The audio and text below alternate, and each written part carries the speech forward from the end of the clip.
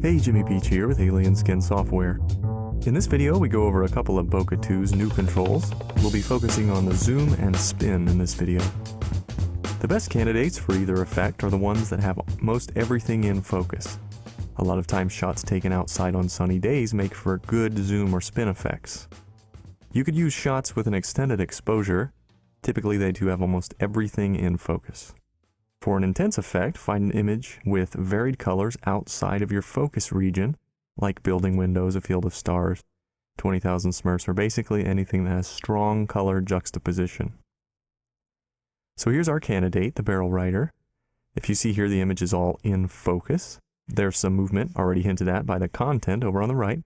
And on the wave lip, right here on the right, we have a lot of color variation where the water breaks up and reflects in that sunlight. We're going to make our transformation today in Photoshop CS5. So we'll go up to Filter, down to Bokeh 2, and Bokeh. Now when it comes up, I'll first clear out the previous setting by pressing F5 or Command R. We'll choose our effect from the presets. Let's open up Motion and briefly look at some of the options.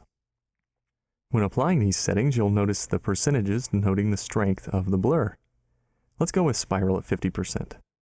And now we'll head over to the Bokeh tab to illustrate the difference between the settings, and we can tweak our effect.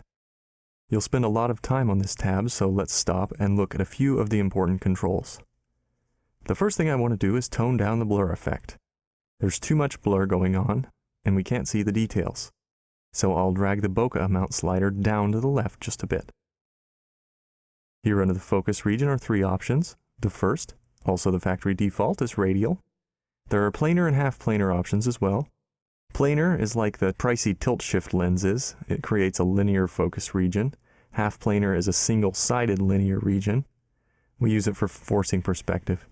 We go over these in more detail in other tutorials, but for now let's concentrate on radial. Let's look at our focus mask. We'll click over here. This will help me explain the sweet spot tools. The control points on the edge are manipulation handles for stretching and turning the region shape. To scale the sweet spot, click on the solid line between the points and drag. Now I'm going to press M and hold it. The inner circle is the area that's completely in focus, the white region. This dotted line adjusts the feathering edge of the effect, so the image is completely out of focus outside of this region where it's black.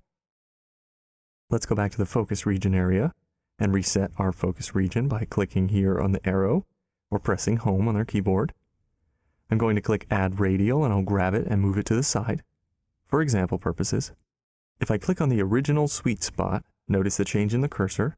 It'll open that region's controls and I can make some changes. Then I can switch back by hovering over the other sweet spot. But that was just an example, so I'm going to delete that by pressing Delete or Backspace, or I can click on the red X. I'll quickly move the focus region over the surfer and adjust the feathering edge wide to work with our composition. Okay, now let's move down to the lens area. The zoom slider adjusts the amount of distortion in the blur. A left value is off and a right value is maximum. Just below, the twist slider will add a spin to the zoom effect. Positive numbers to the right spin clockwise, negative numbers to the left counterclockwise. For a spiral, set the amount halfway to either pole. One little handy thing when making adjustments to any of these is that if you double click, it'll reset the control to neutral. So here, I'll set it, double click, and then readjust. Now I'm going to adjust the specular highlight controls here. I want to set the threshold fairly low. We have a lot of white in our image. And I'll boost the highlights slightly up, setting them farther away from the background. Be careful with these settings. Little goes a long way. Now it's time that we save our setting. We can press Command S or Control S, or we can go to the Settings tab and press Save. So we'll give ourselves a title, Round Sweet Spot. Organize it into a folder, Motion Effects, and we'll give ourselves the comment, Clockwise Spiral. I want to save it here under the User Settings to use again at another time. For more information on settings management, take a look at our website. We have another video that talks about this subject in detail. So I'll apply the effect and it'll make a new layer by default. This is what's called a non-destructive workflow. After our effect is applied and conveniently titled with our applied setting name, it makes an additional layer that we can revisit at a later date, so we're not ruining our original file by applying effects. Let's quickly recap. We went over how to apply and how to manipulate around focus region.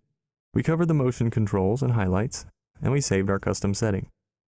I'll take this opportunity to direct you to our website, www.alienskin.com. There you'll find in-depth information on Bokeh 2 along with all of the other AlienSkin products. There are example images and more videos as well. This video tutorial is part of a series on Bokeh 2. If you learn from this one, give the next one, Creative Aperture, a try. I want to thank you for tuning in today. Until next time, this is Jimmy Beach with AlienSkin Software.